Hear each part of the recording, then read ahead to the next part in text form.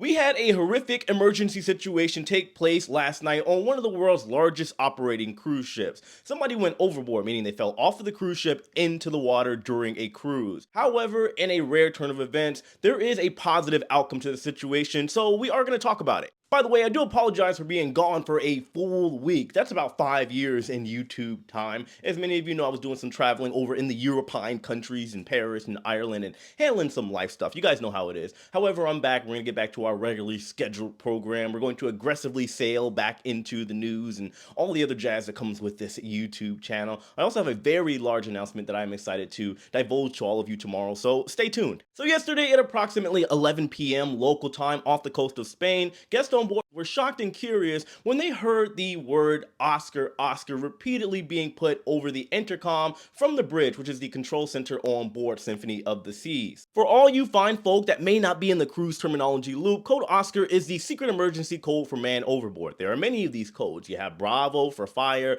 Alpha for general emergency, maybe somebody fell down the stairs or had a heart attack. You get the idea. The industry does this so they don't cause potential panic, or the people that are on board a cruise ship, like in this particular case, for example, don't quickly become privy to what's going on, because there is a potential if there's a man overboard. People tend to try to run to that area to see the person that has went overboard, or if there's an emergency, people might run to a certain part of the ship to see what's going on. I do believe these codes are justified, and I'm sure all of you understand for obvious reasons. Now, one thing you have to understand about Royal Caribbean Symphony of the Seas, it is one of the largest cruise ships in operation in the entire world. Launched in the year 2018, holds over 6,000 passengers. When the staff on board Symphony of the Seas became aware of the man or woman overboard situation, by the way, we don't know if it is a man or a woman that has gone overboard. The information has not been revealed as of yet. They quickly went into rescue operations and implemented all the strategies in order to rescue this passenger that went overboard by way of course, searchlights, and they also put out their rescue boats. And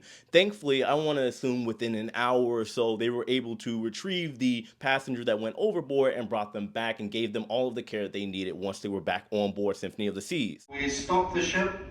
We did launch a rescue boat. We let out some life rings, and we did recover one person from the water this evening.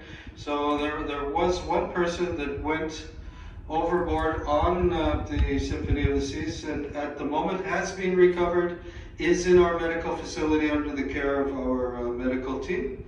And I just want to let you know that we are now turning and proceeding towards Valencia. One thing you have to understand about these types of unfortunate situations, that of course being man overboard, is that they are not common, nor are they uncommon. They happen about 24 to 25 times per year, so about 2 times per month globally. And unfortunately, most of the time when somebody goes overboard and gets into the water, especially during the evening hours, like in this particular case, it is literally like finding a needle in a haystack, because the crew, of course, it does take them a little time to implement the lifeboats and the searchlights to locate the passenger, and it does depend on the weather, obviously, and the speed of the ship in which it is going. And well, this is just good work by the staff on board Royal Caribbean Symphony of the Seas. And I am happy to see that when it comes to these articles, there is no fluff, there is no rumors, because naturally, and I do understand we're going to see this over in the comments as well, people are going to wonder, did this passenger jump? Did they actually fall over? Were they doing something silly like trying to take a selfie and they ended up falling overboard? Because